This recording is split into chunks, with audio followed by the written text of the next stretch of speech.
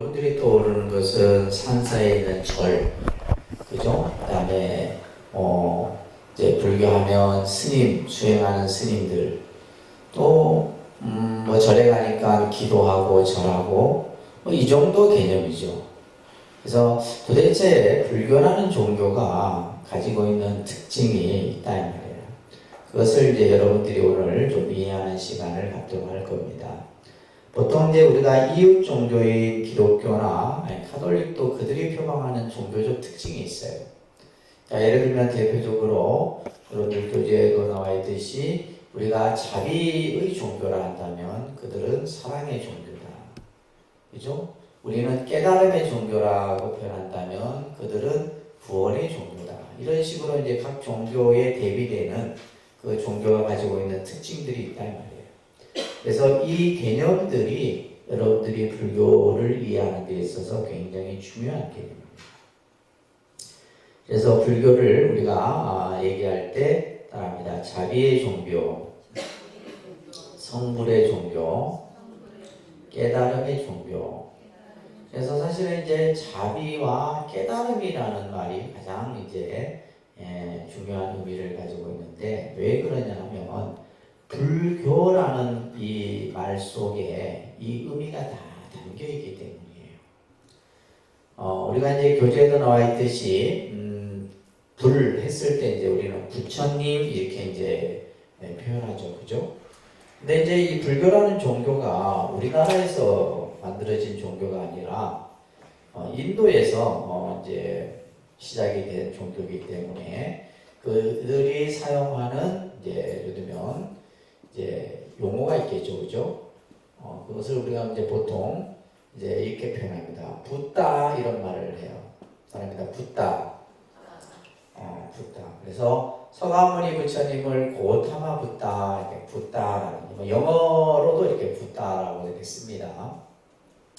이 붓다를 이제 중국인들이 이제 이 붓다라는 말을 자기네 언어로 표현해야 되는데 붓다 해서 그냥 쓴 자기들 한자어로 쓴 게 뭐냐면 이 한자예요. 불타라는 한자예요.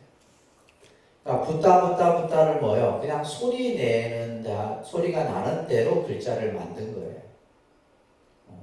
그래서 이제 이 글자가 뭐예요? 부처 글자죠, 그죠? 부처 글자 우리가 한자로 이렇게 이 타자예요. 그래서 붓다를 그냥 소리 나는 대로 불타 이렇게 해요. 그러면 이 불타라는 말은 이 한자를 가지고는 무슨 뜻인지 알아야 몰라요. 사실은 이제 이 불교 공부는 언어학입니다. 언어학이에요. 그래서 언어를 우리가 이제 어떤 이런 단어나 이제 용어 자체를 이해하는 것이 기본 과정에서 여러분들이 배워야 되는 건데, 그래서 우리가 예를 들면 붓다를 그죠? 한자어로 소리 나는 대로 불타 이렇게 이것을 뭐라 하냐면 음역이라고 그래요. 그러니까 음역. 그래서 우리가 언어를 번역을 하죠. 번역을 하는데 소리 나는 대로 번역한 것을 음역이라 얘기를 하고 뜻으로 번역할 때를 우리는 의역이라 합니다. 그러니까 의역. 뜻으로 번역하는 거하고 이제 소리 나는 대로 그죠? 번역하는 거. 그러면 이 음역은 그냥 소리 나는 대로 번역한 거기 때문에 이 불타라는 말 가지고는 무슨 말인지를 몰라요.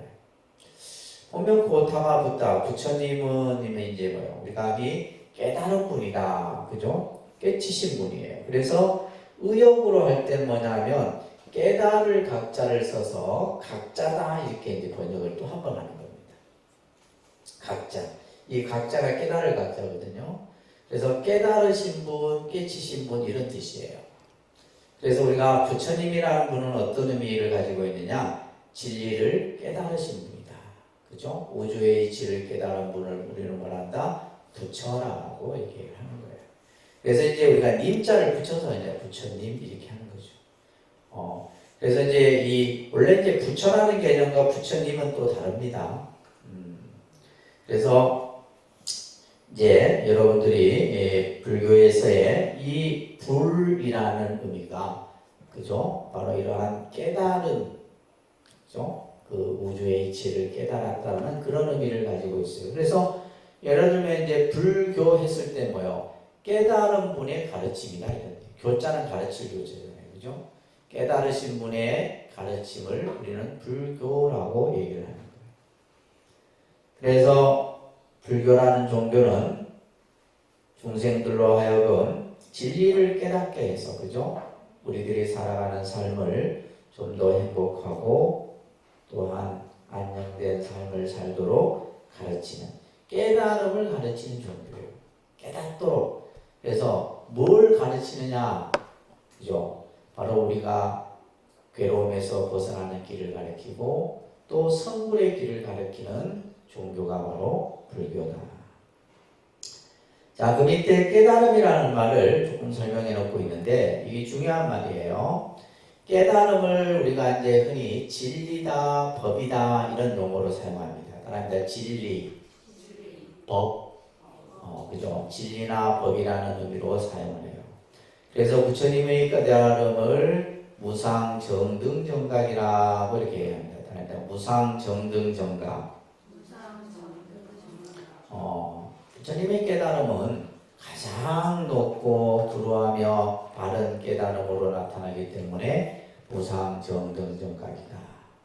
그래서 부처님이 이제 깨달았다 했잖아요. 깨달으신 분이라 했는데 그러면 뭘 깨달았느냐라고 했을 때 그 깨달음의 내용이 바로 뭐다? 연기법이다. 따라서 연기법. 이제 불교는 이 연기법이 교리의 핵심이에요. 나중에 여러분들 배울 겁니다. 이 연기법이 이제 불교의 사상 또 철학적 의미 이런 것을 전부 담고 있는 것이 바로 연기법이에요. 이 연기법은 바로 뭐냐? 우주와 인간의 이치를 설명하고 있는 것이 바로 연기법이다. 이 세상의 이치, 그죠? 또 이 우주의 그 어떤 형성과 또 우주가 소멸해가는 그 과정을 불교는 연기법으로 설명을 하는 거예요. 그러니까 예를 들면 이제 우리가 서양 종교는 이 우주와 지구 또 이 생명이 어떻게 해서 만들어졌다 얘기를 해요. 그죠? 창조설을 얘기합니다. 신의 창조에 의해서. 그러나 불교는 신의 창조가 아니라 뭐로? 연기법으로 설명을 한다. 우리가 세상을 살아가는 것이 뭐다? 연기다. 이 우주가 만들어진 것도 연기다라는 개념으로 설명을 하고 있고 이게 중요한 내용입니다. 이제 이 개념은 여러분들이 이제 평생 불교를 공부하면서 배워야 될 내용이에요. 그렇기 때문에 불교라는 종교는 부처님의 깨달으신 진리를 가르쳐 보여 그 가르침을 받들어 그것을 통해서 우리 스스로가 올바른 인생관, 세계관, 다음에 생활관을 가지는 따라합니다. 불타주의라는 말입니다. 따라합니다. 불타주의. 영어로는 부디즘 이렇게 합니다. 따라합니다. 부디즘. 예, 영어로 이제 예를 들면 불교를 표현할 때 뭘 한다? 부디즘 이렇게 표현해요. 영어로. 그러면 이제 불교 신자를 어떻게 해요? 부디스트 이렇게 표현하는 거예요. 이제 끝에 이제 그 어미가 바뀌어서 IST에서 부디스트 이렇게 불교 신자를 이제 부디스트 그러니까 이제 기독교 신자를 크리스찬 이래 하죠, 그죠? 하듯이 이제 불교라는 이제 불교를 영어로는 부디즘 이렇게 하고 이제 불교 신자를 부디스트. 그래서 이 불교라는 이 용어 속에 이러한 의미를 가지고 있다는 것을 여러분들이 정리를 하면서 자 보시게 되면 이제 그러면 불교의 특징을 까지 설명을 좀 드리도록 하겠습니다. 여러분들 교재에는 아마 첫 번째 생명 중심의 종교다. 불교는 어떤 특징을 가지고 있나? 첫째, 그다음에 생명 중심의 종교. 또 다른 말로는 인본주의를 근본으로 삼고 있다. 왜 그러느냐? 불교는 어떤 인간 위에 어떠한 신을 그죠? 신앙 대상으로 내세우지 않는다. 그러니까 신을 어떤 절대화하지 않는 것이 바로 불교가 가지고 있는 특징이에요. 그렇기 때문에 창조주나 주제신을 부정해요. 창조신. 우리가 이제 서양에서 말하는 하나님, 그죠? 또 주제신이라는 것은 인간을 마음대로 자유자재로 이렇게 하는 신을 우리가 주제신이라는데 이것을 부정합니다. 그러니까 불교는 어떻게 보냐면 이 세상의 주인은 누구다? 나 자신이다. 그죠? 내가 주인이다라는 거. 신이 주인이 아니라 내가 주인이다라고 설명을 하는 거예요. 그렇기 때문에 이제 우리 여러분들 부처님 생애에서 공부했듯이 부처님이 탄생하자마자 천상천하유아 독존이라고 하는 이 외침은 인간의 존엄과 평등성을 강조했다 그랬잖아요. 그죠? 인간의 존엄과 평등성. 이 세상에 가장 존귀한 것은 각자의 생명체를 가지고 있는 모든 생명이 중심이다라는 얘기예요.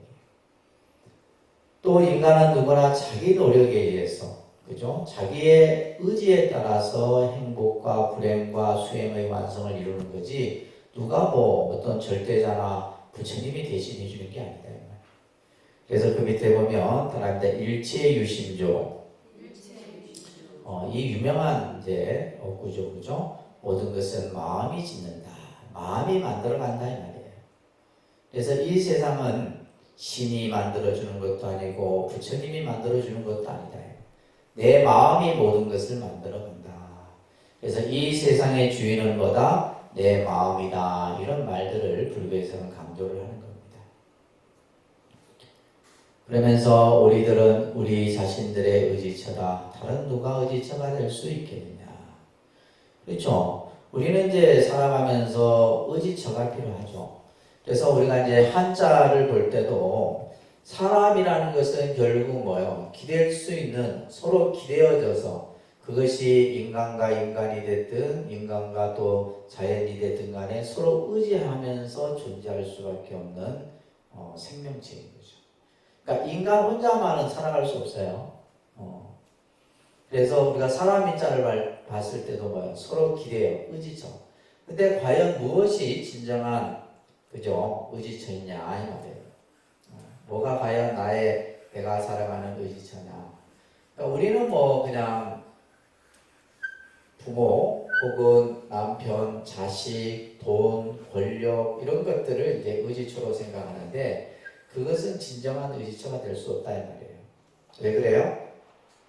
그건 이따가 없어지는 거기 때문에 그래요. 이따가 없어지는 거기 때문에 내가 믿고 의지할 대상이 안 되는 거예요. 결국은 내가 믿고 의지할 그죠? 그 대상은 누구예요? 그죠? 자기 자신인 거죠. 자기 자신만이 결국 스스로의 의지처로서의 역할을 할 수 있다. 우리가 이제 필요하죠. 세상을 살아가는 데는 스승도 필요하고 자식도 필요하고 돈도 필요하고 권력도 필요하고 필요하지만은 그것은 진정한 의지처가 될 수 없다. 결국에는 뭐예요? 때가 되면 다 떠나는 것들이잖아요. 그렇잖아요. 그죠? 그래서 부처님께서는 말합니다. 자기 자신을 등불로 삼고 법을 등불로 삼아라. 우리 이제 부처님 생애 때 배웠어요. 그죠? 자기 자신을 등불로 삼고 법을 등불로 삼아라. 인생을 살아가는 삶의 어떤 그 방향성, 그죠? 우리가 어디를 보고 갈 것이냐. 자기 자신을 등불로 삼고 법을 등불로 삼아라.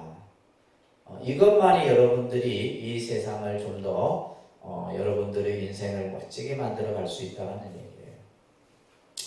그 밑에 이제 잠깐 좀 설화를 하나 소개를 드려야 되는데, 부처님이 이제 많은 사람들을 교화하고 하다 보니까 그렇잖아요. 그죠? 우리가 예를 들면 우리 손으로 대통령을 뽑아놨지만 여러분들 대통령 직접 보기 쉽지 않죠. 그죠? 쉽지 않습니다. 통도사에 가도 통도사 방장 큰 스님 한번 얼굴 뵙기가 쉽지 않아요. 같은 통도사라고 하는 절 안에 살면서도 말 한마디 건네기가 쉽지 않다 이 말이에요. 부처님 당시도 마찬가지였어요. 많은 제자들이 있지만은 평생 출가해서 수행을 했지만은 부처님을 한 번도 본 적이 없는 스님들이 더 많아요. 근데 이제 이 바깥이라고 하는 이 노비구예요. 나이가 많은 이제 수행자였는데 이 바깥이라는 기구가 병이 들어서 이제 얼마 이제 남지 않은 삶을 이제 마무리해야 될 시점인데 자기가 죽기 전에 이제 부처님을 한번 꼭 봤으면 좋겠네요. 왜냐하면 한 번도 본 적이 없으니까. 내가 죽기 전에 부처님을 한번 부처님께 한번 예경이라도 드리고 싶은데 이런 막 혼잣말을 늘 이렇게 하니까 옆에 있던 이제 다른 스님들이 부처님이 계신 정사로 가서 부처님이 저 어느 수행 저의 나이가 많아서 이제 병이 들어 죽어가는 노비구가 있는데 부처님을 뵙고자 합니다. 그래서 부처님이 친히 이제 이 병들어 누워있는 이 바깥의 처소를 방문하죠. 그래서 부처님이 문을 열고 들어서자 뭐예요? 내 눈앞에 뭐예요? 부처님이 딱 계시는. 그래서 바깥에가 누워있다가 몸을 일어나서 예를 갖추려고 해요. 그러자 부처님이 뭐라 얘기하냐면 그대로 누워있거라 비구요. 그러면서 무슨 얘기를 하냐면 이 썩어 없어질 몸뚱아리를 보고 예배한들 무엇하겠느냐 요 말을 해요. 나에게 예배한들 뭐하겠느냐 부처님 스스로가. 그러면서 뒤에 이어서 하는 말이 이 구절이에요. 따라합니다. 법을 보는 자는 나를 보고 나를 보는 자는 법을 본다. 이 유명한 말입니다. 그래서 부처님께서 바깥에게 다시 말해서 우리는 뭐냐면 이 지금 짧은 구절에 어마어마한 가르침이 담겨 있어요. 우리가 이제 불교 신자들이 절에 다니고 하지만은 과연 법을 보고 다니는 자가 몇이나 될까? 한 사람도 없어요. 한 사람도 없어요. 그러니까 이제 여러분들 같이 이제 부처님 법을 배우고 공부하고 이런 분들조차도 사실 부처님 법을 바로 알기가 쉽지 않은 거죠. 그러니까 우리가 예를 들면 부처님께서는 실제 이제 이 불상이라고 하는 것이 부처님이 열반하시고 나서 거의 한 세기 이후에 불상이 조성이 됩니다. 그 이전에는 탑이 예배의 대상이었어요. 실제 이제 이 불상이 조성된 여러 가지 설이 있는데, 실제 이제 부처님께서는 나에게 예배하지 말아라. 그래서 금강경에도 보면 그런 구절이 있어요. 만약에 너희들이 나를 형상으로 나를 보려 하거나 소리로서 나를 보려 한다면 나를 보지 못할 것이다. 이런 얘기. 근데 우리는 뭐예요? 절에 가면 그냥 불상만 보고 해요. 근데 중요한 것은 이 불상에는 뭐가 있어요? 이 불상을 통해서 여러분들이 부처님의 법을 볼 수 있어야 돼요. 형상을 보는 게 아닙니다. 형상만을 보고 여러분들이 무조건 절하면 뭐가 되는 거예요? 그거는 우상이 되는 거예요. 왜 기독교인들이 절에 다니는 사람들 보고 우상 숭배하냐 부처님 법을 보고. 근데 이제 예를 들면 모든 종교는 그게 사이비 종교가 됐든 불교든 기독교든 그 종교의 상징물이 다 있어요. 우리가 교회 가면 뭐가 있어요? 교회 안 가봐서 모릅니까? 교회 가면 십자가의 예수 그리스도가 다 이렇게 있잖아요. 그게 앉아갖고 사람들은 예배하고 기도하고 합니다. 그러면 그 사람들은 그 예수 그리스도 상을 보면서 뭘 보겠어요? 그냥 그 못에 박혀있는 그 고통스러워하는 예수의 모습을 보고 뭘 느끼겠냐 말이에요. 뭘 느낄 것 같아요? 그러니까 그걸 모르면은 그들도 또한 우상인 거예요. 여러분들이 법당에 와서 앉아 계신 부처님의 이 불상의 모습을 보고 아무것도 느끼지 못한다면 그것 또한 우상이에요. 근데 예를 들면 기독교 같은 경우는 예배당에 뭐 성모 마리아 상이 됐든 예수 그리스도 십자가 상이 됐든 간에 그들이 느끼는 것은 뭐예요? 예수의 사랑이에요. 예수의 사랑. 신의 사랑이다. 신의 은총과 그런 신앙적인 요소를 그것을 보면서 느끼는 거예요. 자, 그러면 여러분들은 법당에 와서 불상을 보면서 뭘 느껴야 돼요? 야, 저 막 불상이 그냥 뭘로 만들어졌나? 아이고, 금이 많이 붙어있네 이러면서 막 이마에는 다이아몬드가 뭔가 그렇죠? 우리는 이 부처님의 모습 속에 뭐예요? 부처님의 중생을 향한 한없는 뭐예요? 자비가 느껴져야 돼요. 이 자비의 모습을 느껴야 됩니다. 그냥 상을 상으로만 보면 그건 상인 거예요. 근데 여러분들이 법당에 와서 그래서 부처님을 불상을 자주 보는 것이 필요한 거예요. 자주 보는 것이 필요합니다. 그래서 부처님의 그 불상의 모습을 통해서 자비를 느껴야 돼요. 그래서 예를 들면 사실 이거는 뭐 종교를 배우고 안 배우고가 중요한 게 아니죠. 석굴암 여러분들 가보셨죠? 가장 부처님의 모습 가운데 그 부처님의 모습을 사람들이 가장 잘 느끼게 그 석굴암에 있는 그 불상이 물론 돌로 만들어졌잖아요. 이 돌로 이렇게 조각을 하는 것은 더 어렵습니다. 근데 그 석굴암에 모셔진 불상을 보고 외국인들이 그 불상을 보고 감탄을 한다. 때로는 눈물을 흘리기도 하고. 우리가 봤을 때는 그냥 관광지에 가서 뭐 그냥 그냥 이런데 이렇게 뭐 만들었을까 했는데 그것이 아니라 뭐요? 그들은 그 부처님의 뭘 봐요? 미소를 본답니다. 석굴암 부처님이 중생을 향한 미소. 그 미소에는 뭐가 담겨 있어요? 자비가 담겨 있어요. 그러니까 우리가 예를 들면 불상이 대부분이 보면 미소를 띠는 모습을 하고 있어요. 때로는 이제 여러분이 다릅니다. 어느 날은 부처님이 나를 향해 웃어주던데 어떤 날은 나를 보고 그냥 환한 얼굴로 나를 바라보게 돼요. 이 모습이 변해요. 무슨 말인지 아시겠어요? 예를 들면 이게 무슨 고정되어 있는 게 아니라 변한다 이 말이에요.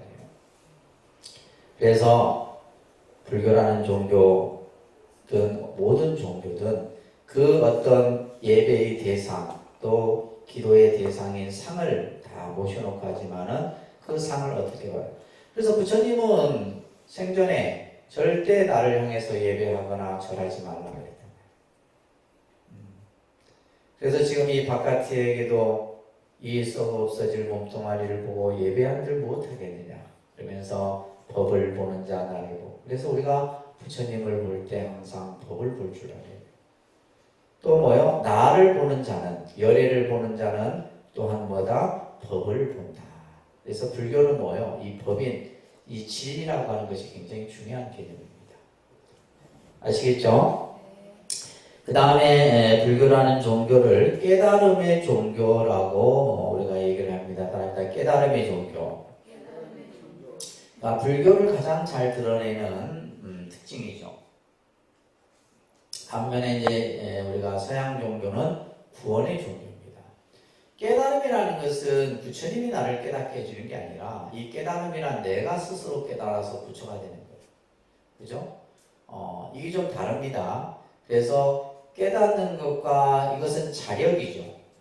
스스로 내 의지, 내 힘으로 하는 거고 구원은 뭐예요? 절대자의 힘을 빌어서 내가 구원을 받는 것. 개념이 다릅니다. 그래서 불교는 깨달음을 모든 중생들이 그 깨달음의 성품, 마음을 가지고 있다 해서 그 밑에 보면 따라합니다. 일체중생, 실효불성 이런 이제 용어를 사용합니다. 모든 중생은 다 부처의 성품을 가지고 있다. 그래서 이제 불교는 사람을 뭐 선하다, 악하다, 뭐 이렇게 어떤 심성적으로 선과 악으로 이렇게 구분하지 않아요. 인간은 본래 청정하고 부처의 마음을 다 가지고 있다 이렇게 표현을 합니다. 자, 그 다음에 이제 중요한 내용인데 불교는 자 현실 중심의 종교입니다. 답니다. 현실 중심의 종교. 불교라는 종교가 가지고 있는 가장 중요한 특징 중에 하나가 바로 이 현실 중심이라는 거예요. 제가 이 얘기도 한번 말씀을 드렸었는데, 자, 우리는 세상을 시간과 공간이라고 하는 속에서 살아갑니다. 그죠? 여러분들이 시간과 공간 속에서 살아갑니다. 지금 이제 공간이라고 하는 것은 지구가 뭐 우리가 봤을 때는 엄청나죠. 엄청난데 우주에서 보면 똑같아 한 점이에요. 수억의 행성 가운데 하나의 행성에 불과하죠. 그 속에서 이제 지구의 그 엄청난 그죠? 5대양, 6대중가요? 그 넓은 땅 중에서도 대한민국은 한 기둥이에요. 그 중에서도 또 여러분 어때요? 김해라고 하는 요 동네에 살고 있다. 이 드넓은 우주 공간 속에 우리는 아무튼 이 공간과 또 중요한 것은 우리는 시간의 그러한 관계 속에서 살아가는데 시간을 우리는 과거, 현재, 미래라고 하는 시간을 얘기합니다. 그죠? 시간 빠르게 지나갑니다. 벌써 올 한 해도 이제 요즘 가만히 보니까 이제 달력도 2장밖에 안 남았어. 그죠? 1월 시작한 지가 얼마 안 된 것 같은데 벌써 이렇게 시간이 푹 지나갔어. 세월은 무상하다 그런 말이 있어요. 이 흐르는 시간 잡을 수 있어 없어요? 못 잡습니다. 어제의 시간, 오늘 시간 다르죠? 다릅니다. 분명히 어제는 과거였고 오늘은 지금 이 자리에 계신 시간은 현재죠. 근데 이 시간이라는 것은 자 보세요. 과거와 현재와 미래가 서로 뭐해져 있다? 연결되어져 있다. 이걸 꼭 기억하시기 바랍니다. 시간은 뭐예요? 연결되어져 있어요. 과거 시간 따로, 현재 시간 따로, 미래 시간 따로 아니에요. 과거의 시간이 현재로, 현재의 시간이 미래로 쭉 연결돼요. 그래서 예를 들면 이것을 이제 시간으로 표현했을 때도 그와 같고, 우리가 이제 생으로 표현했을 때, 과거는 뭐가 되겠어요? 전생이 되겠죠. 현재는 현생이 됩니다. 미래는 내생이 돼요. 따라합니다. 전생, 현생, 내생. 그러니까 여러분들이 어느 날 갑자기 뚝 떨어진 게 아니에요. 여러분들이 태어날 때는 아버지 어머니와 여러분의 인연이 다 어우러져 갖고 세상에 태어났지만은 그 태어나기 전에는 뭐가 있었어요? 전생이라는 시간이 있었다. 전생이 없이 현생은 있을 수 없어요. 그런데 중요한 것은 그 다음에 현생, 우리가 한 생을 살고 나고 결국은 죽음이라는 것을 맞이하는데 죽고 나서 어떤 이들은 끝이다. 이렇게 단멸론으로 생각하는 사람들이 있어요. 아이고, 죽고 나면 끝이 무슨 내생이 있고 뭐가 있어요. 근데 예를 들면 자, 이걸 보게 되면 현생이라는 것은 결국 이제 다음 생으로 연결돼요. 이 다음 생은 결국 다시 뭐가 되는 거예요? 나에게는 뭐가 되는 거예요? 전생이 또 되는 거예요. 그래서 이 생도 뭐에 되었나? 연결되어져 있다. 이게 중요한 개념입니다. 여러분들이 현생에 어떻게 사느냐에 따라서 내생의 삶도 이미 다 나와 있어요. 다 나와 있다. 그러니까 이 내생은 결국 내가 나중에 다시 또 태어나기 위한 전생의 모습으로 같이 또 연결되어 있는 거예요. 근데 이제 우리가 보면 종교라고 하는 이 종교는 대부분의 이제 우리가 일반적인 종교는 어디에 초점을 두고 있냐면 요게 초점을 두고 있어요. 중심을 요게 두고 있다는 거예요. 이건 여러분들이 알아야 몰라요. 알아야 몰라. 모르는 거예요. 근데 종교는 여러분들 모르는 얘기를 합니다. 아는 얘기를 하면 안 되지. 모르는 얘기를 하는 거예요.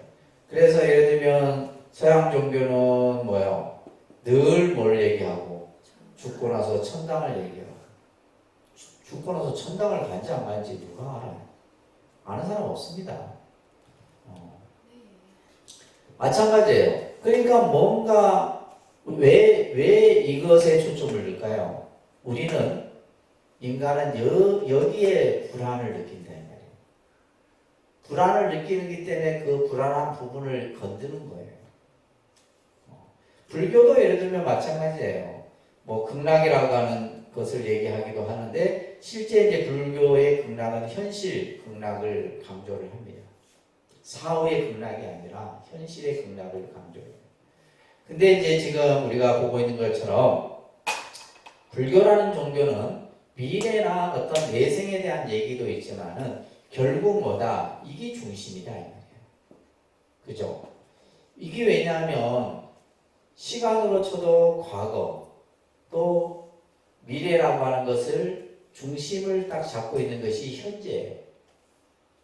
그래서 현재의 어떤 시간과 현재의 삶을 가장 중요하게 여기는 거예요. 이게 다릅니다. 그래서 다른 그 종교의 교리나 사상과 다른 부분이 이 부분입니다. 불교는 무조건 뭐예요? 현재. 지금 우리가 살고 있는 그죠? 현실적 문제예요. 현실적 문제. 여러분들이 겪고 있는 이 현실적 문제를 어떻게 하면 이것으로부터 그 답을 찾느냐. 이게 불교의 과제입니다. 왜냐하면 내가 지금 현실의 문제를 풀고 나면 이 내세의 문제는 아무 문제가 될 것도 없다. 그래서 현재 여러분들이 겪고 있는 그래서 불교는 현실주의의 입각에서 모든 가르침을 제시하고 있는 거예요. 지금 여러분들이 살고 있는 현재 지금 살아가는 모습 어떤 모습이에요? 행복하십니까? 근데 얼굴 보니까 아무도 안 행복해. 얼굴에 막 이렇게 뭐 꽃이 피고 막 이런 얼굴은 하나도 없어. 그냥 다 삶에 그냥 지치고 피곤하고 찌들고 이런 얼굴들. 그죠? 여러분들 20대는 그랬어요, 안 그랬어요? 그래도 20대는 뭔가 꿈도 있고 희망도 있었는데 지금 그죠? 50대 대부분인 것 같은데 거의 이제 인생의 이제 막차를 타는 시점이에요. 그러다 보니까 얼굴들이 다 그냥 죽상이에요, 죽상. 그게 뭐냐면 결국 불교라는 종교는 우리의 현실의 이 문제를 해결하기 위한 거예요. 뭐의 문제? 우리가 현실에서 겪는 괴로움의 문제예요. 이 괴로움의 문제를 어떻게 하면 이 괴로움을 좀 덜 겪고 또 이 괴로움이 나에게 오더라도 그것을 극복하고 이겨내고 할 수 있는 괴로움에 구속되고 괴로움의 노예가 되는 게 아니라 괴로움으로부터 내가 스스로 벗어나기 위한 것이 불교 가르침의 핵심입니다. 여러분들이 공부하는 이유도 여기 내가 지금 현재에 내가 살아가는 데 있어서 예를 들면 뭐 자식 문제가 됐든 뭐 예를 들면 인간관계가 됐든 뭐 경제 문제가 됐든 간에 전부 현실 속에서의 문제들 이 문제들을 내가 어떻게 바로 보고 그것을 또 원인을 찾고 그것을 해결해 나갈 것인가. 근데 사실 보면 이제 이미 어떻게 보면 우리 삶은 다 나와 있어요. 이게 다 나와 있어요. 뭐 사주에 여러분들 인생이 다 어떻게 살 것인지 다 그려져 있는 것처럼 다 그냥 보여집니다. 왜? 사는 게 그래서 그거거든. 똑같거든요. 특별한 거 없습니다. 우리가 예를 들면 어마어마한 재와 재산과 권력을 가졌다 하더라도 그 사람들도 하루 세끼 먹고 잠자야 되고 화장실 가야 되고 똑같아요. 자, 그래서 불교는 뭐다? 이 지금의 우리가 살고 있는 현실 아시겠죠? 우리는 죽고 나서 뭐 이 얘기는 잘 안 합니다. 죽고 나서의 문제 뭐 얘기해 본들 뭐 하겠어요? 아는 사람 아무도 없고 본 사람 아무도 없는데 지금 현재 여러분들이 살아가면서 겪는 문제들이에요. 그래서 현실의 문제에다가 괴로움의 문제라고 좀 적어 정리를 두세요. 또 설화하나를 좀 설명드려야 되는데 부처님 당시에 기사고탐이라고 하는 이 부인이 있었는데 아주 이제 그 아들을 이제 원했는데 그래도 다행히 귀한 아들을 얻었어요. 근데 아들을 얻자마자 얼마 안 있어서 아들이 죽습니다. 외아들이 3대 독자. 아들이 죽자 이 여인은 실성을 합니다. 이게 왜냐면 이 충격이 뭐예요? 어마어마한 충격이에요. 그러니까 우리가 살다 보면 요즘에 보면 예기치 못한 그런 사건, 사고 이런 많잖아요. 그래서 이 기사고탐이라는 이 여인이 이제 실성을 해서 거의 자기 죽은 아들을 품에 안고 동네를 다니면서 우리 아들을 살려달라고 막 해요. 죽은 아이를 안고. 그러다가 어느 이제 길에서 누군가를 만나요. 이 사람이 어떤 얘기를 하냐면, 당신의 아들을 살리고자 한다면 저 기원정사에 계시는 부처님을 찾아가라. 부처님이라면 당신의 죽은 아들을 살려줄 수 있을 것이다. 이 얘기를 해요. 그래서 그냥 한 걸음에 그냥 기원정사에 계시는 부처님을 찾아뵙죠. 죽은 아들을 품고. 그러면서 부처님 앞에서도 막 아들을 살려달라고 막 애원을 해요. 그래서 부처님이 뭐라 하냐면, 정말 당신의 아들을 살리고 싶으냐, 정말 우리 아들을 살리고 싶다. 그러면 내가 하는 대로 하면 내가 당신의 아들을 살려주겠다. 그러면 부처님이 이 여인에게 이제 제시했던 것이 뭐냐면, 지금 마을에 가서 집집마다 죽지 않은 집, 요 몇 년 사이에 죽지 않은 집이 있으면 그 집에서 쌀 한 대를 얻어와라. 일단은 이 기사고타미는 뭐예요? 아들을 살리겠다는 말에 이제 그죠? 마을로 내려가서 집집마다 뭐 대문을 두드리는데 보면 그죠? 어린 나이에 죽은 집도 있고, 또 뭐 나이가 들어서 죽은 집도 있고, 또 중년에 죽은 집은 죽지 않은 집이 있어요, 없어요? 없는 거예요. 그러다 보니까 문득 스스로 이런 생각이 든 거예요. 누구나 세상에 태어나면 누구나 죽는 거구나. 근데 예를 들면 뭐예요? 태어나자마자 죽은 아이도 있고, 또 몇 살 살다가 죽은 아이도 있고, 어려서 죽고, 또 청년이 돼서 죽고 다. 그때서야 이제 이 기사고타미가 죽음의 현실을 받아들입니다. 그리고는 다시 부처님이 계신 정사로 와서, 부처님이시여 제가 어리석었습니다. 이게 부처님의 교화 방법이에요. 그러니까 부처님이 예를 들면 부처님이 가진 신통력으로 이 죽은 아들을 살려낼 수도 있겠죠. 근데 그게 과연 해결책이냐 이 말이에요. 부처님은 그와 같은 해결책을 쓰지 않습니다. 결국에는 언젠가는 뭐예요? 이 아이는 태어나서 부모를 만나서 그때까지가 부모와의 인연인 거예요.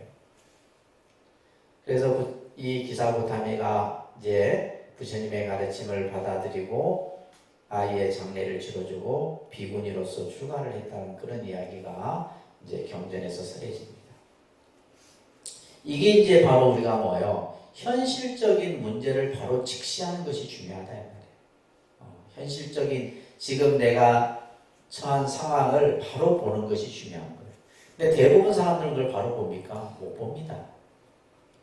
충격이나 또 그죠? 또 복잡한 여러 가지 관계 이런 것으로 인해 갖고 자기가 처한 현실적 문제를 바로 보지를 못해요. 그런데 이제 우리가 종교를 가지고 신앙을 가지고 이렇게 하다 보면 내가 처한 어떤 상황들을 바로 볼 수 있는 안목이 생기는 거예요. 자, 그래서 불교는 현실 중심의 종교다라는 거. 그 다음에 불교가 가지고 있는 특징이 뭐냐면, 불교는 상대주의적 입장을 가지고 있다. 상대성. 다시 말해서 불교는 연기적 관계다. 그래서 옆에는 써져 있나요? 불교는 연기적 관계의 종교를 설명합니다. 다시 말해서 관계성이에요. 그러니까 우리가 살아가는 이 현상은 전부 관계로 이루어져 있어요. 여러분들은 그죠? 제일 먼저 관계를 부모와 자식의 관계가 형성이 돼요. 학교를 가면 친구의 관계가 만들어져요. 결혼을 하니 부부의 관계가 만들어져요. 그리고 또 부모 자식의 관계가 만들어져요. 이게 전부 관계예요. 절에 오니까 뭐예요? 스님과 불자의 관계가 만들어져요. 전부 우리는 관계로서 살아가는 겁니다. 그래서 사실은 어떻게 보면 인생을 어떻게 잘 사느냐 못 사느냐는 뭐예요? 어떠한 관계로서 그 관계를 잘 맺어가느냐 못 맺어가느냐 이게 중요한 거예요. 그렇지 않습니까? 왜 그래요? 우리가 이 관계성의 모습에서 설명하고 있기 때문이에요. 지금 우리가 살고 있는 이 지구와 자연은 관계를 잘 맺고 있습니까? 잘 못 맺고 있어요. 그래서 지구가 위기가 온 거예요. 그러니까 인간이 너무 무분별하게, 그죠?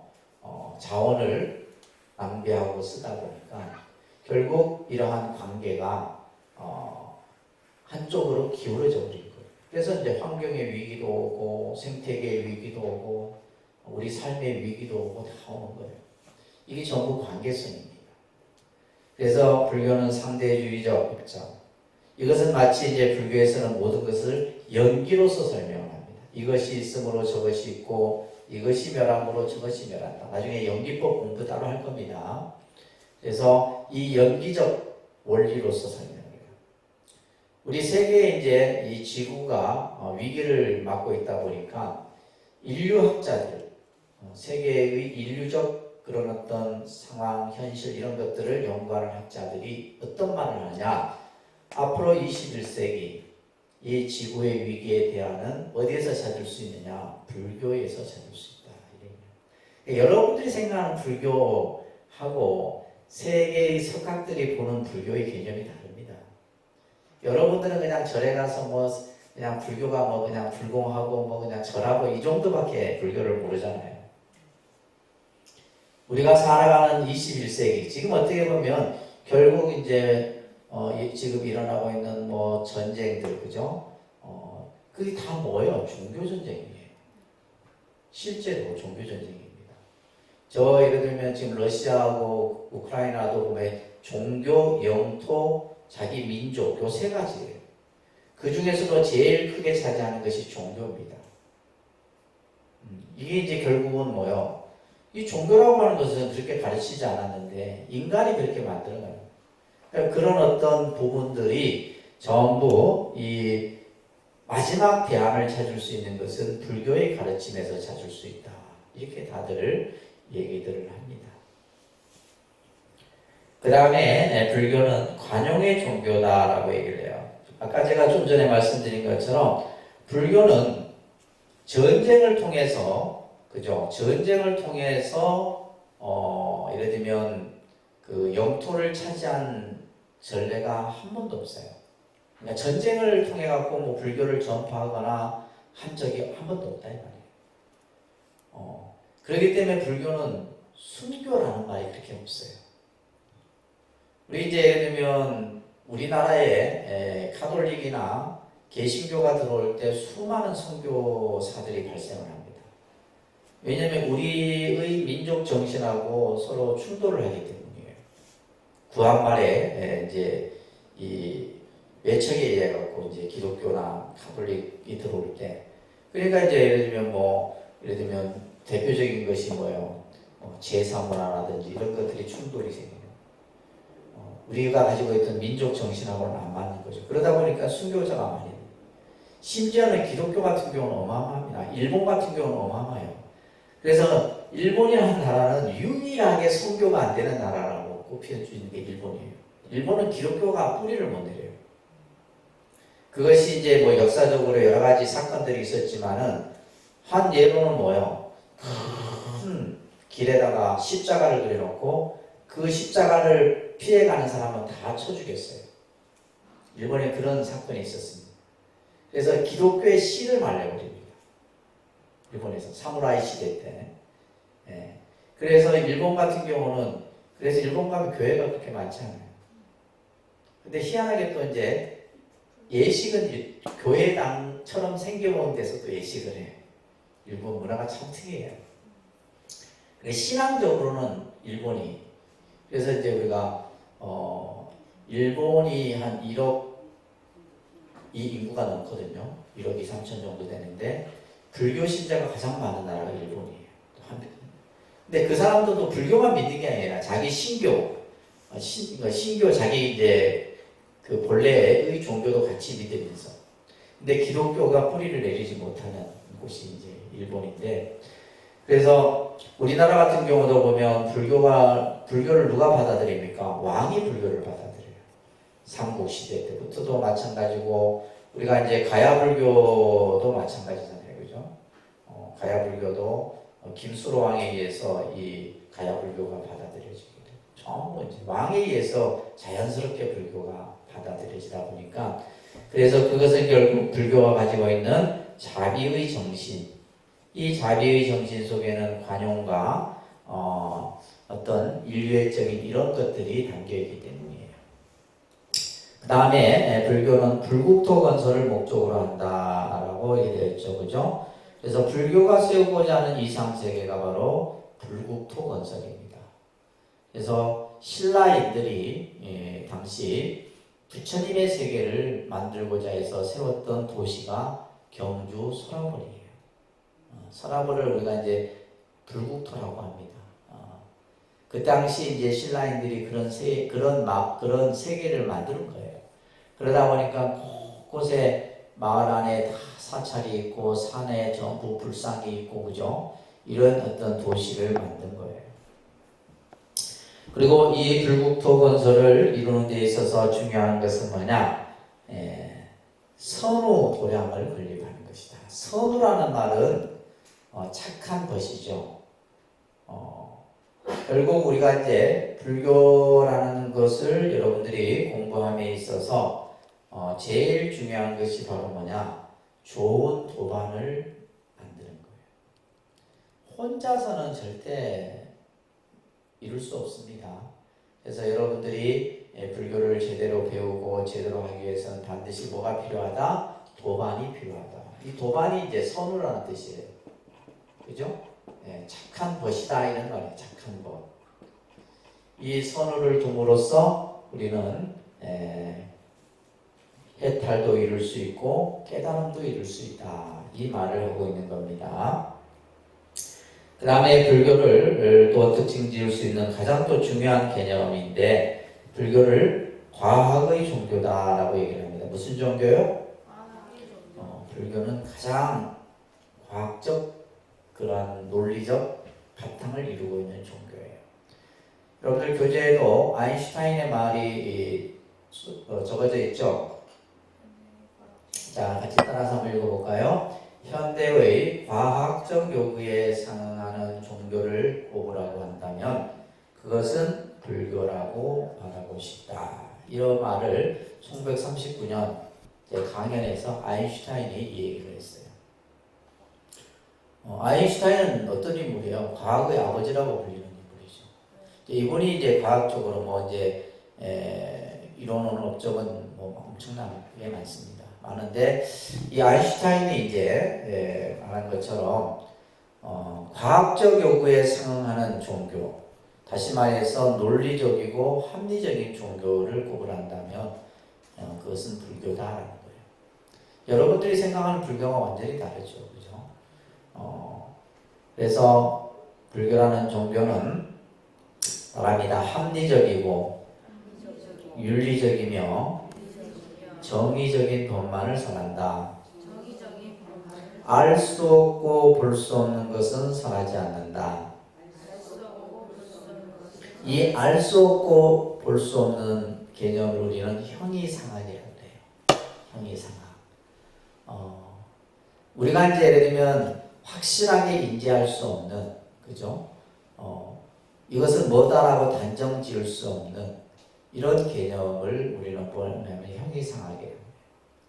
그래서 불교는 형이상학적인 가르침에 대해서 어떠한 태도를 취하고 있느냐, 이 굉장히 중요한 개념이에요.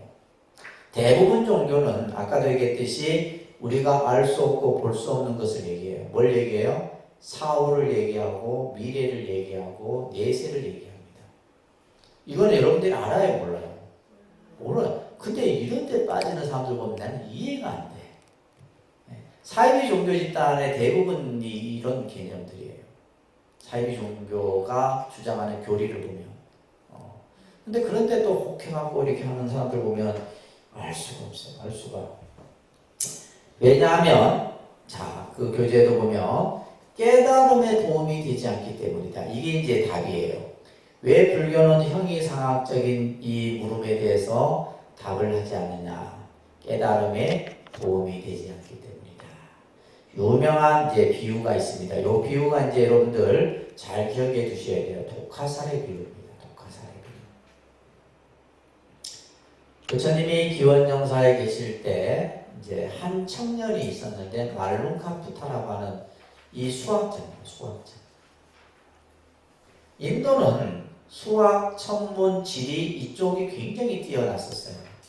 이거는 이제 이미 고대부터 수천 년 전부터 인도, 그래서 우리가 수학의 영이라고 하는 이 영이 인도에서 발견된 거예요.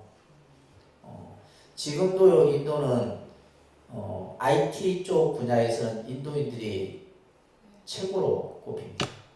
그만큼 머리가 좋은 사람들이에요. 인도인들.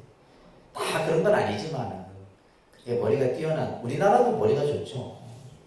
수학 경시대회나 과학 경시대회에 나가면 많이 상을 타기도 하고 하는데, 우리가 이제 수학적 사고나 과학적 사고를 가진 사람들의 특징은 뭐냐면 논리적이고 합리적인 거예요. 그죠? 굉장히 논리적입니다. 그래서 우리가 이제 보통 이제 공부도 자기 머리도 인문사회 쪽하고, 그죠? 우리가 뭐 이과, 문과 이렇게 놔두잖아요. 요즘에는 앞으로는 그것도 없어진다 하지만은 달라요. 이 청년은 이제 늘 뭔가 자기의 물음에 대해서 고민이 있었던 거예요. 그래서 부처님을 찾아와서 이런 얘기를 합니다. 부처님이시여, 제가 궁금해하고 의문이 있는 것에 답을 해주신다면 제가 부처님 제자가 되겠지만, 부처님께서 답을 해주시지 않는다면 저는 불교를 믿지 않겠습니다. 그래서 이 청년이 이제 질문했던 내용이 이제 14가지의 답인데, 물음인데, 그 교재에 잠깐 실어져 있죠. 이런 것들이에요. 세상은 영원하냐, 영원하지 않느냐, 이런 것들이에요. 세상은 영원한가, 영원하지 않는가. 또 무한이면서 유한한 것인가, 무한도 아니면서 유한도 아닌 것인가. 세계는 공간적으로 유한이냐, 무한이냐. 그죠? 또 예를 들면 뭐 신체와 영혼은 동일한가 다른가, 이런 문제들.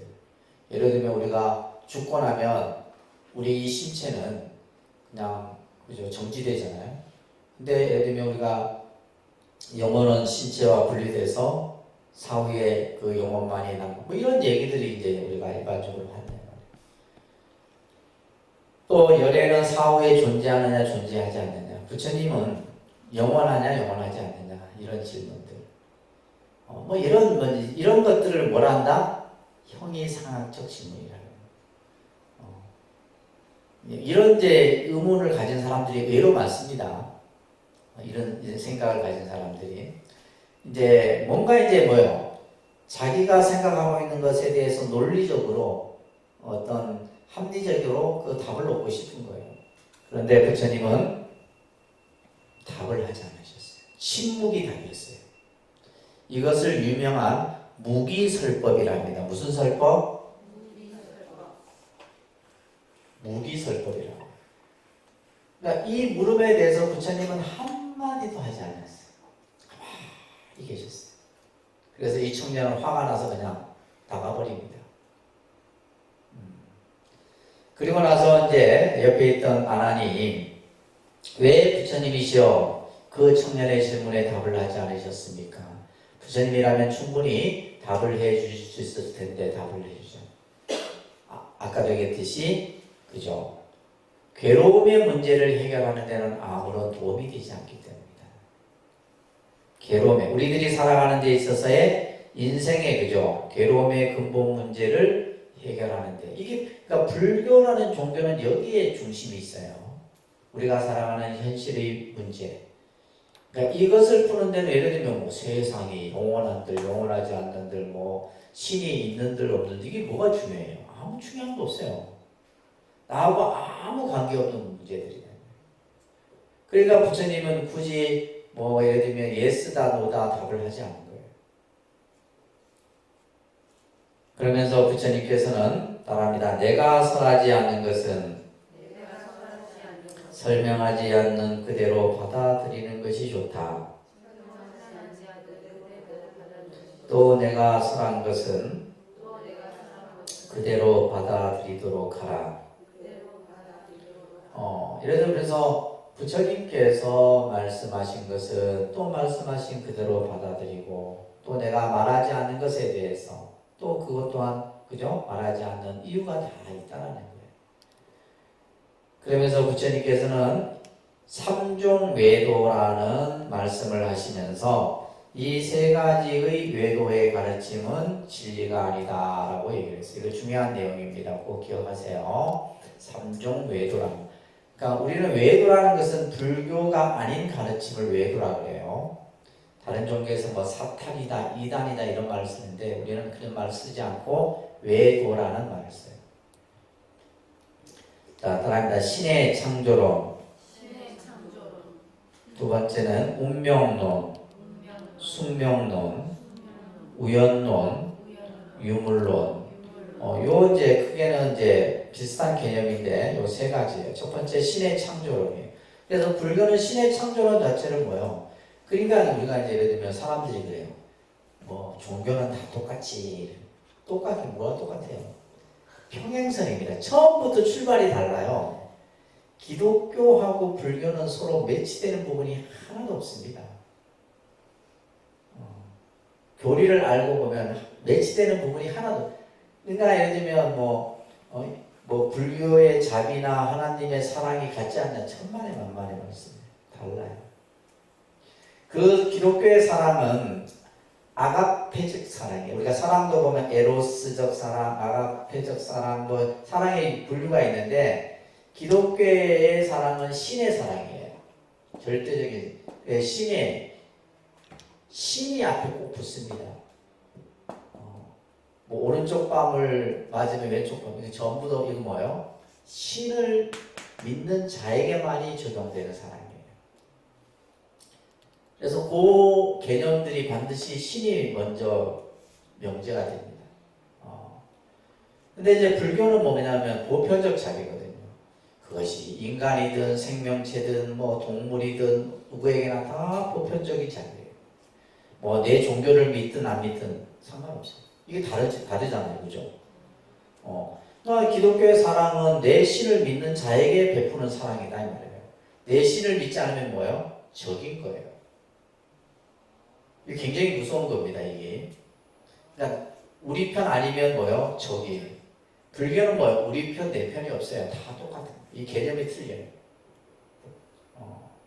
그래서 이 신의 창조론은 그러면 이 세상은 누가 창조했느냐? 누가 창조했다? 연기에 의해서 만들어졌다. 연기의 이 세계를 설명을 합니다. 그래서 불교에서 연기라는 개념이 굉장히 중요한 거예요. 이 연기. 이 세상은 연기에 의해서 만들어졌다. 그러니까 여러분들이 살아가는 것은 뭐에 의해서? 연기에 의해서 살아가는 거예요. 그 다음에 두 번째가 운명론. 운명론, 숙명론이라는 개념은 뭐예요? 내 운명이 결정돼. 그래서 결정론적 운명론이라고 해요. 그냥 단순히 그냥 운명론이라는 말을 하지 않고 그 앞에 뭐예요? 결정론적 운명론. 결정론적 운명론이라는 것은 내 운명이 뭐예요? 딱 정해졌다. 이렇게 보는데 불교는 그렇게 보지 않는다. 여러분들의 운명은 뭐예요? 시시각각 변하는 거예요. 명이 짧았던 사람도 명이 길어질 수 있고, 그죠? 불행했던 사람도 행복해질 수 있는 거예요. 예를 들면 불행의 운을 가지고 태어난 사람이 평생 불행하게 살아갈 수 아니죠. 그 사람이 마음을 바꾸면 불행이 행복으로 바뀌어질 수 있는 거예요. 그래서 불교에서는 뭐예요? 사주팔자가 근데 참 이게 이제 묘한 것이 여러분들 늘 이제 신년 되면 보러 가시죠? 종종 보러 가죠, 종종. 왜 보러 가? 이미 나와 있는 거. 여러분들의 사는 모습을 보면 다 답이 나와 있다니까요. 가서 그냥 옴대 가서 물어본들. 근데 중요한 것은 여러분들이 답을 다 해요. 그 무당 앞에서 그냥 술술 다 풀어. 본인이 풀고 나서 나올 때 보면 영화하다 그런다. 그 사람들은 몇 마디 탁탁 던지면 탁 나와요. 근데 여러분들이 한 60%는 다 답을 해.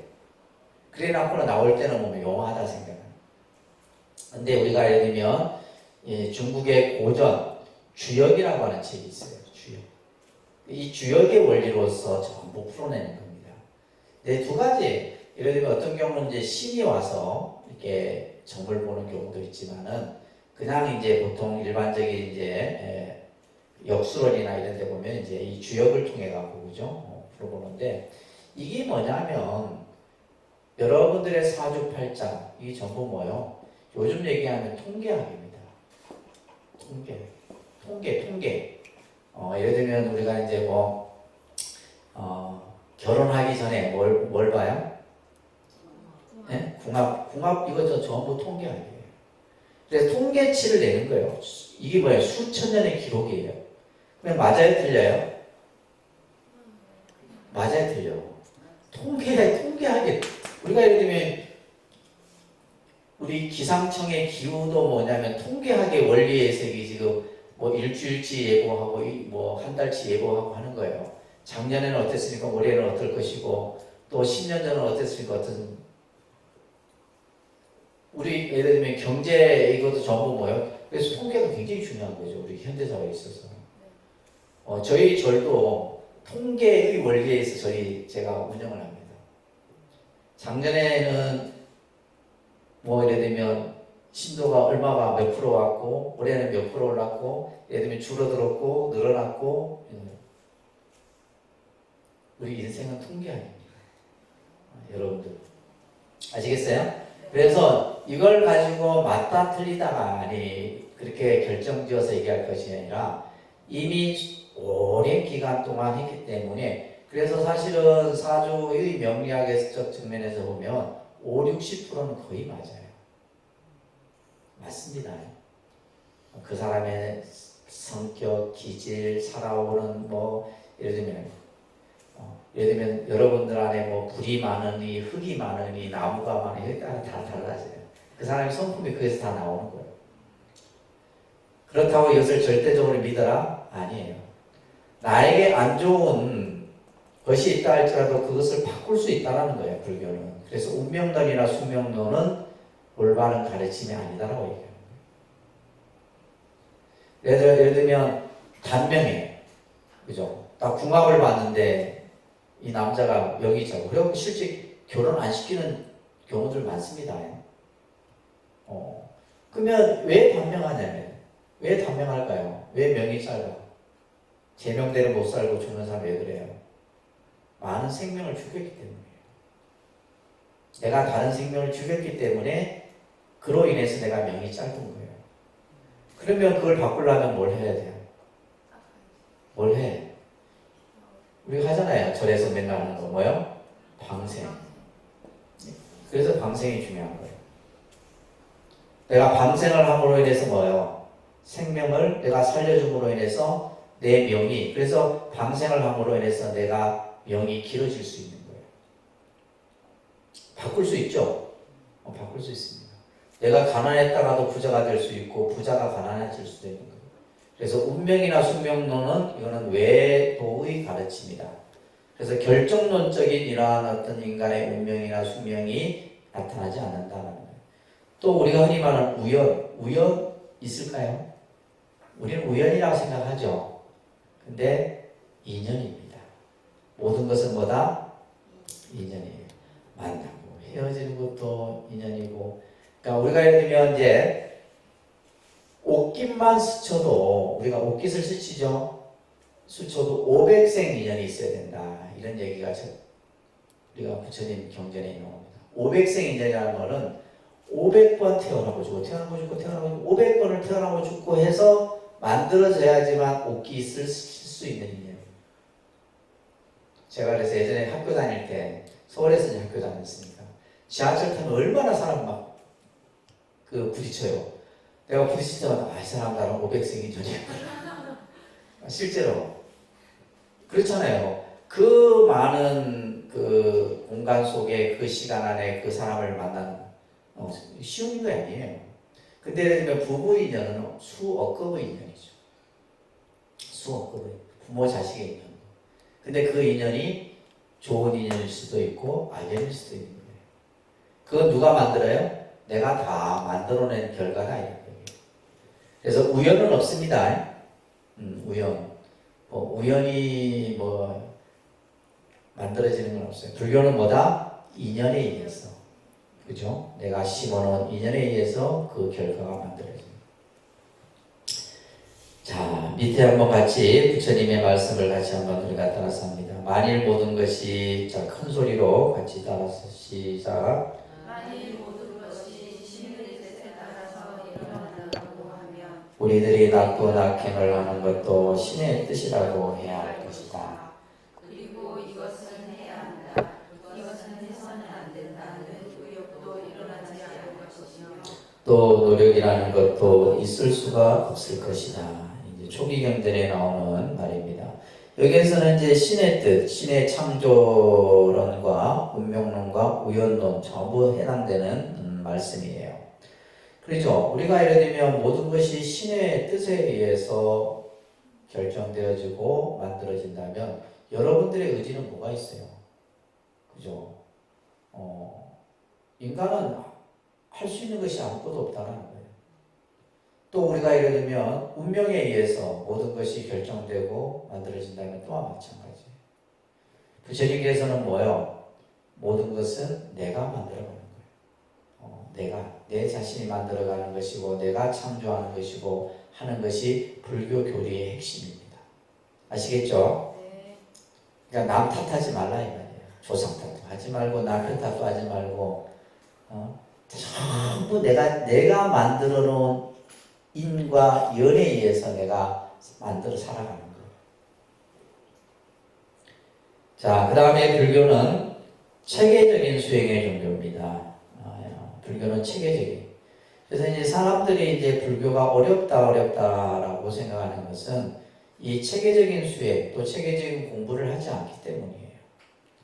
너무 그냥 추상적이고 뜬구름 잡는 소리만 접하다 보니까 사람들이 불교를 그냥 또 알아도 수박 겉핥기식으로 알아버리고 그러다 보니까 이제 올바른 불교 공부를 할 수가 없는데 체계적인 수행의 종교로서 불교는 첫 번째 신앙적 믿음을 바탕을 두고 시작을 해야 됩니다.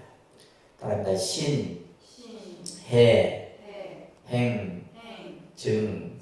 그래서 네 단계의 과정이 이제 체계가 필요한데 첫째는 믿음이에요. 아시겠죠?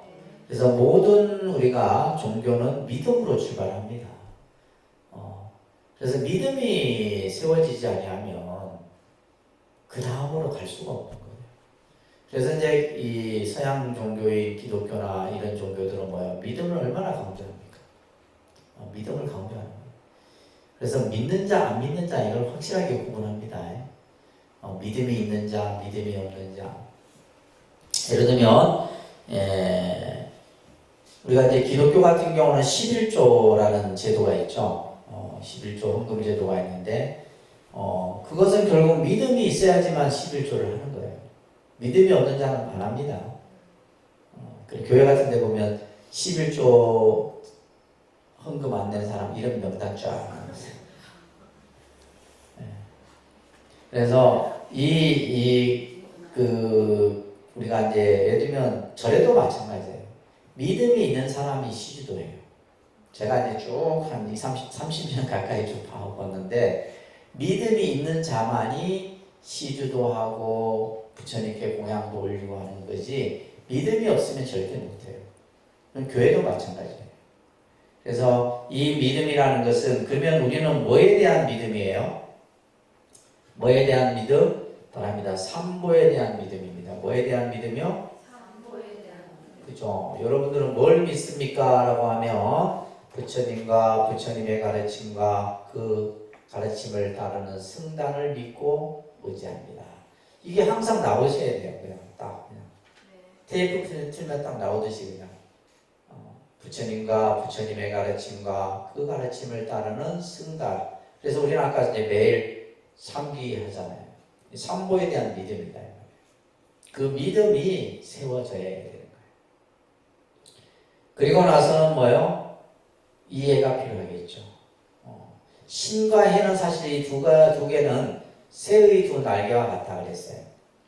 한쪽만 있어도 안 됩니다. 한쪽만 있어도 안 되고 또 예를 들면 이런 설명이 있는데 믿음은 있으나 믿음은 있어요. 근데 불교에 대한 이해가 없어. 누구예요? 여러분들 어머니 세대에 절에 다니는 분들이에요. 이분들의 믿음은 절대적이에요. 절대적. 근데 부처님이 누군지도 몰라. 뭐 불교가 뭔지도 모르고. 그러면 뭐에 빠지기 쉬워요? 맹신에 빠지기 쉬워요. 맹목적 믿음에. 그러면 이건 올바르다 올바르지 않다? 올바르지 않은 거죠. 오로지 뭐요? 우리 자식, 우리 아들만 잘 되기를 바라는. 그러니까 그 믿음이 굉장히 그런데 어떻게 보면 순수하고 절대적인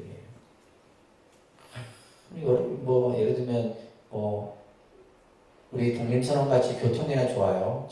걸어서 막 1시간 되는 그 산 위에 있는 데 올라가면서 뭐요? 그냥 또 빈손으로 가나? 머리에 그냥 쌀 한 대 있고 그냥 초대 가지고 해서 막 올라가서 정성 들이고 참 대단하죠. 여러분들 어머니 세대들은 그랬어요. 근데 이제 그것 또한 이제 없어져요. 없어져요. 그래서 근데 반면에 믿음은 없는데 불교에 대한 이해가 많아. 요즘 세대들을 말해요. 믿음은 없어. 불교에 대한 믿음, 신앙 이것도 없는데 뭐가 들은 건 많아. 유튜브든 요즘에 많잖아요. TV든 라디오든 머릿속에만 든 거는 꽉 들어. 그래야 되면 어떻게 되느냐 하면 어떻게 될 것 같아요? 삿된 믿음을 가지게 돼요. 그죠? 잘못된 믿음에 빠지기 쉽다. 자기 생각, 자기의 견해 속에 같이 있다 보면 크게 보지를 못하고 자기의 한 면만을 보게 된다.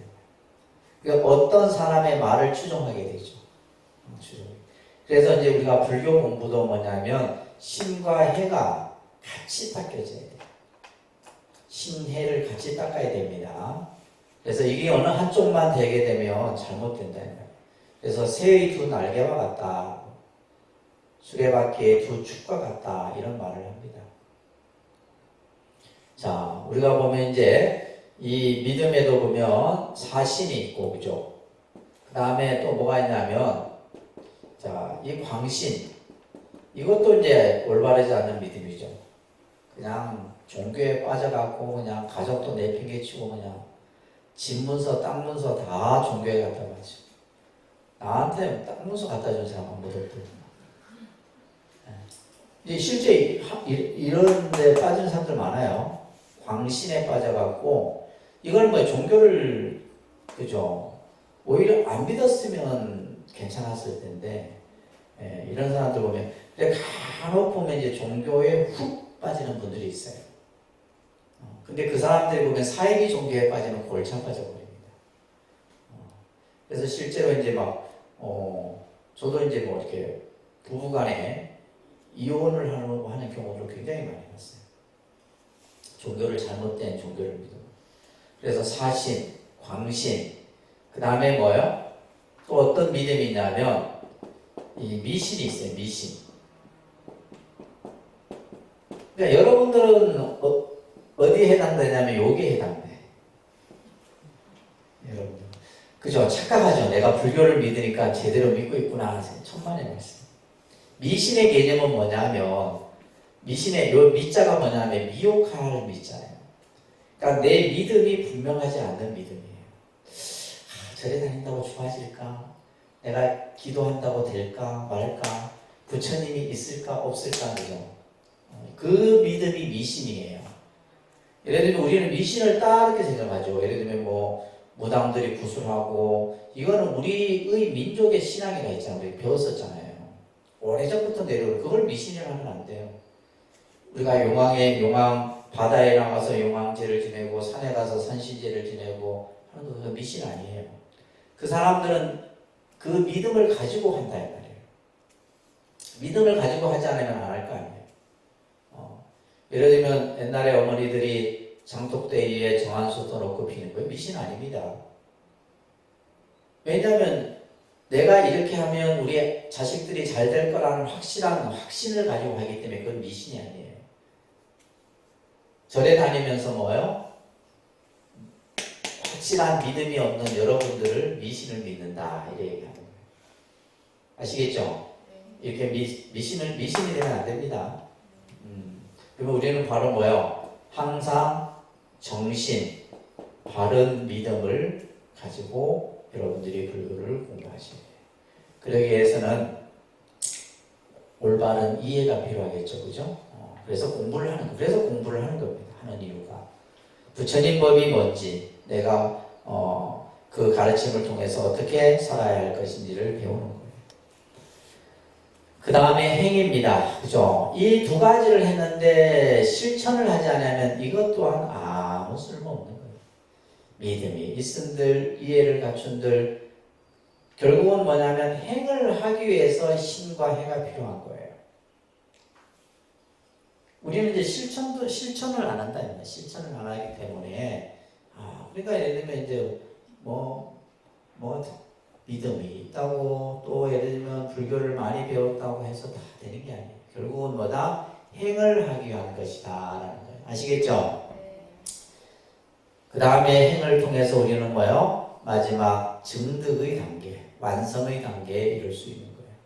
그래서 신해 행증의 이러한 체계적 개념을 가지고 있고, 그 다음에 마지막 우리가 이제 불교는 지혜의 종교, 자비의 종교라는 말을 같이 사용합니다. 요거는 이제 나중에 또 언급을 하도록 하고, 자, 이어서 좀 할게요. 진도가 많이 못 나가서 이어서 5강을 그냥 바로 진행하도록 하겠습니다. 오늘 안 오신 분들은 이제 할 수 없다.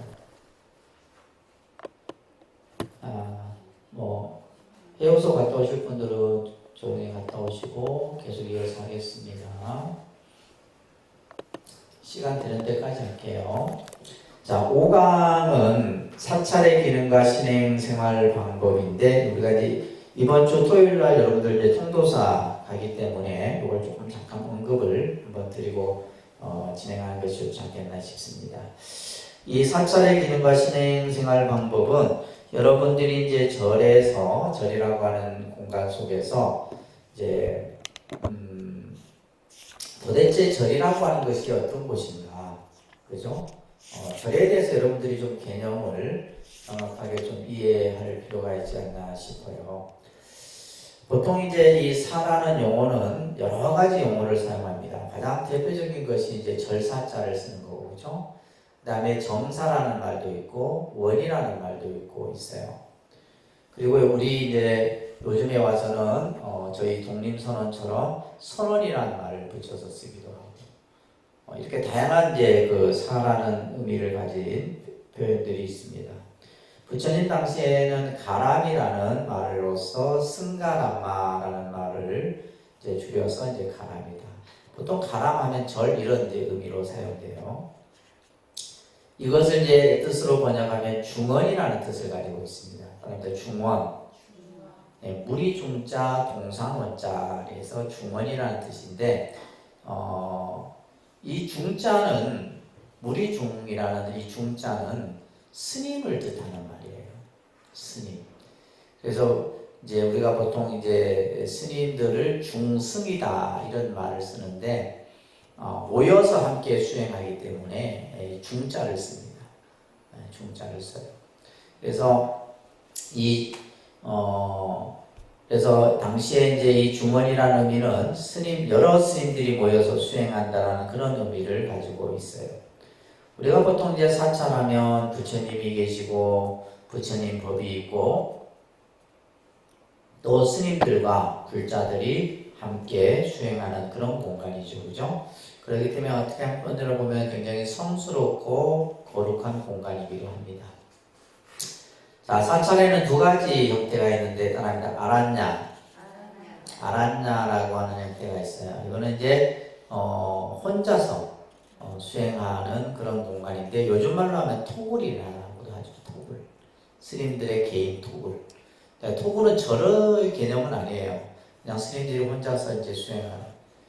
우리 이제 보면 이제 스님들이 이제 뭐 큰 절에서 모여서 수행하기도 하지만은 저 지리산 쪽에 한양, 산청 이런 쪽 가면 스님들 토굴들이 많습니다. 개인 토굴. 저도 이제 토굴을 하나 마련해야 되는데 혼자서 수행, 이제 나중에 노년에 수행할 수 있는 그런 공간들 아란자라고 합니다. 아란자.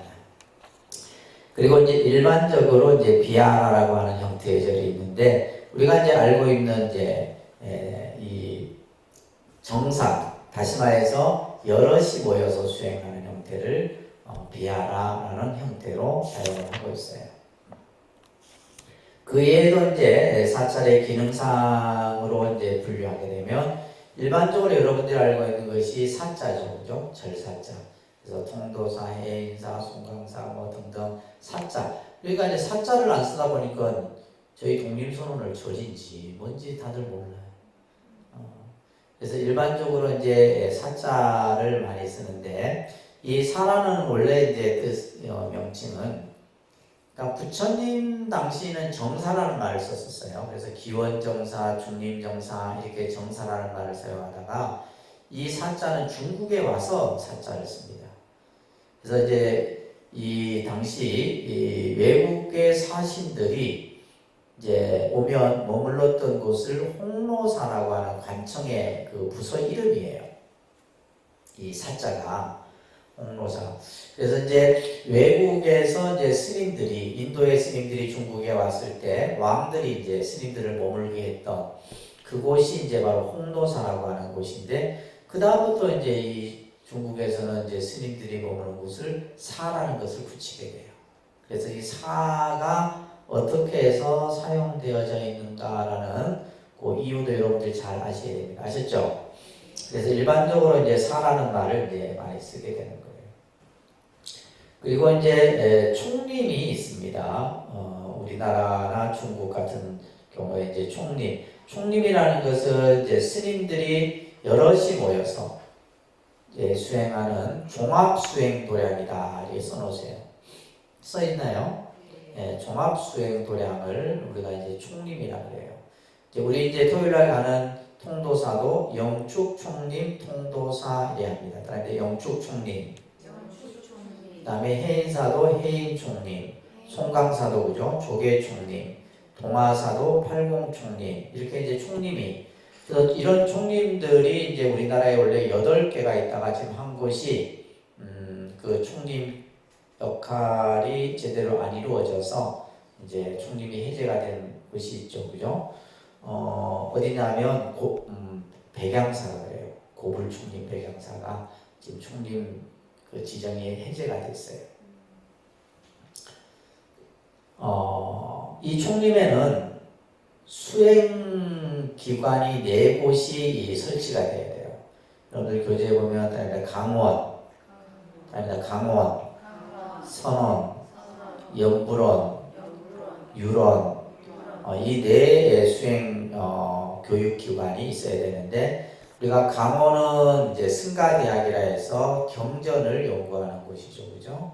그 다음에 선원은 참선 수행하는 곳이고, 연불원은 연불 수행하는 곳이고, 유로는 이제 부처님 계율을 연구하는 곳인데, 그러니까 이 총림들은 이 4개의 수행 교육 기관을 다 갖추고 있어야 돼요.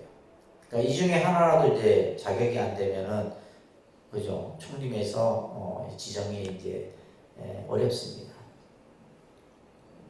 그러니까 이제 쉽게 얘기하면 총림이라는 절은 뭐다? 다양한 수행, 그죠? 교육기관이 같이 있는 곳을 말한다. 그러니까 스님들이 많아요, 절은. 총림이라는 절들은 보면 스님들이 많이 모여서 합니다.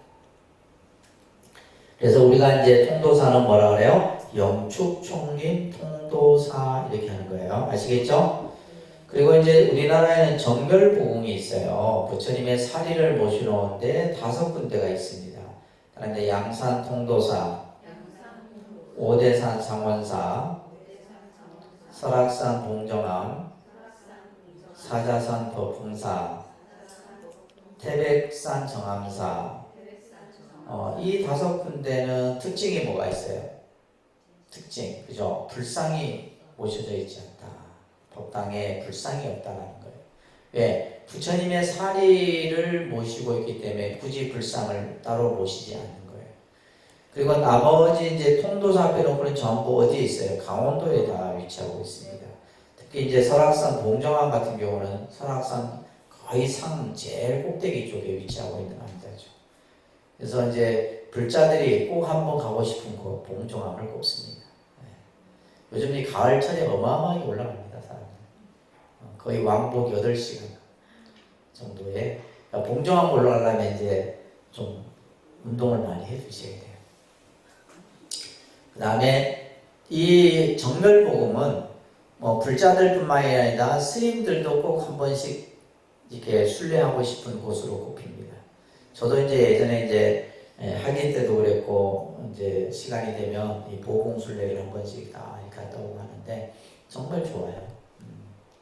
저희도 나중에 이제 한번 좀 되면 이제 보공순례 강원도 쪽에 한번 갈 기회가 있으면 좋지 않겠나. 근데 너무 여기서 좀 멀어요, 그죠? 자, 그 다음에 여러분들 꼭 기억해야 될 것이 우리나라에는 삼보사찰이 있습니다. 다음입니다. 양산 통도사, 가야산 해인사, 조계산 송강사. 이 공부 안 하고 이제 토요일날 간 사람들 무슨 말인지 모른다. 통도사는 이제 부처님의 사리를 모셨기 때문에 불보사찰 이렇게 합니다. 불보사찰. 그 다음에 해인사는 8만 대장경이 모셔져 있죠. 그래서 법보사찰 이렇게 불려지고, 송강사는 이제 승보사찰. 고려시대 때 16분의 국사가 배출된 곳이에요. 송강사가. 그래서 승보사찰이라는 위치를 가지고 있습니다. 이 삼보사찰, 우리가 그래서 보통 이제 이 삼보사찰 순례를 하기도 해요. 그래서 정별보궁을 하기도 하고, 삼보사찰을 하기도 하고, 우리나라에는 정말 그런 말이 있어요. 명산에 명찰이 있다. 이런 말이 있습니다. 우리나라는 거의 뭐 지형이 70% 지금은 개발이 많이 돼서 산이 많이 훼손되어 있지만은 예전에는 뭐요? 우리 국토의 한 70%가 산악 지형이었죠, 그죠? 그러다 보니까 이제 그 산에는 항상 이 산사가 위치하고 있습니다. 명찰이 다 있죠. 그리고 이제 여러분들 이제 근대화를 겪으면서 이제 우리나라가 경제 발전이 이루어지고, 우리나라가 경제 발전이 가장 이루어졌던 시기가 언제예요? 그죠? 언제예요? 88 올림픽 이후입니다. 급속도로 우리나라가, 하여튼 그때는 여러분들 뭐 했었어요? 88 올림픽 때? 학교 다녔어요? 그때가 이제 우리나라 경제가 최상승 곡선을 이룹니다. 그때 이제 뭐냐면 엄청난 이제 아파트들이 도시가 이제 형성이 되게 되고 신도시들이, 그죠? 특히 서울을 중심으로 해서 급속도로 성장을 합니다. 그러면서 이제 우리 불교에서는 실제 이제 그러한, 요즘에도 마찬가지예요. 도시계획이 이루어지게 되면 반드시 종교부지가 그 도시계획 안에 뭐 교육부지, 종교부지 이렇게 이제 부지가 일정 그 평 정도를 확보하고 이제 도시계획이 이루어지게 되는데, 지금 유라신도시도 지금 종교용지들이 몇 개 있어요. 그래서 이제 그 종교용지가 일반 그 택지 비용보다는 싸지만은 되게 그래도 평수가 있다 보니까 보통 한 300평, 400, 500평 정도 규모다 보니까 몇십억이죠. 그러다 보니까 이제 사실 사찰에서는 그것을 사기가 쉽지 않고, 그러다 보니까 교회에서 거의 종교용지를 다 차지하게 됩니다. 그러다 보니까 이 특이한 것은 아파트가 들어서기 전에 먼저 뭐가 먼저 들어서요? 교회가 먼저 들어서죠. 그 정보력도 대단해요. 우리는 뭐 들어서든지 말든지 별 관심도 없는데, 하여튼 그래서 교회가 제일 먼저, 그래야지 뭐예요? 민원 발생이 적어요. 교회가 예를 들면 아파트가 들어서고 교회나 절이 들어서려면 막 시끄럽습니다. 근데 이제 들어서기 전에 이제 교회가 딱 들었으면 뭐 주민들이 뭐라 할 일이 없잖아요. 그래서 신도시마다 이제 이런 그 교회들이 많이 들어서고 또 이제 도시마다 이제 우리가 지금 말하는 포교당들이 들어서게 됩니다. 포교당. 이게 거의 80년대부터 이제 쭉 이제 급상승하게 됩니다. 도시 포교당. 그래서 이제 대표적인 우리가 이제 도시 포교당 하면 소울이 이제 굉장히 그게 이제 강남을 중심으로 해서 발전이 되게 되는데 서울에 가면 능인선언이라고 있어요. 들어보셨어요? 안 들어봤죠? 능인선. 이 선언이란 말, 이 사찰이 이제 쓴 거예요. 80년대 절 지으면서 능인선언. 그 다음에 요때 같이 지어진 것이 안국선언이에요. 안국선언. 그 다음에 이제 대구에 가면 영남불교대학이라 있어요. 영남불교. 우학 스님이라고 이제 그 통도사 스님인데 이 스님도 이제 뭐 이 대구 경북 쪽에서는 교세가 크죠. 그 다음에 서울에 이제 저희 통도사가 세운 서울 구룡사라고 하는 절이 있어요. 이 산 자체가 이제 이 구룡사가 위치하고 있는 산이 구룡산이에요. 강남에 있습니다. 강남에 있는데 강남 포이동에 있어요. 이 구룡사인데 이때도 이제 거의 80년대 후반에 들어서는데 지금 이 서울 구룡사를 중심으로 해서 경기권, 수도권에 약 20여 개의 포교당을 이제 구룡사에서 세웠어요. 주변 그 신도시 있잖아요. 지역 일산부터 해서 일산에 가면 열애사라는 절이 있는데 굉장히 커요.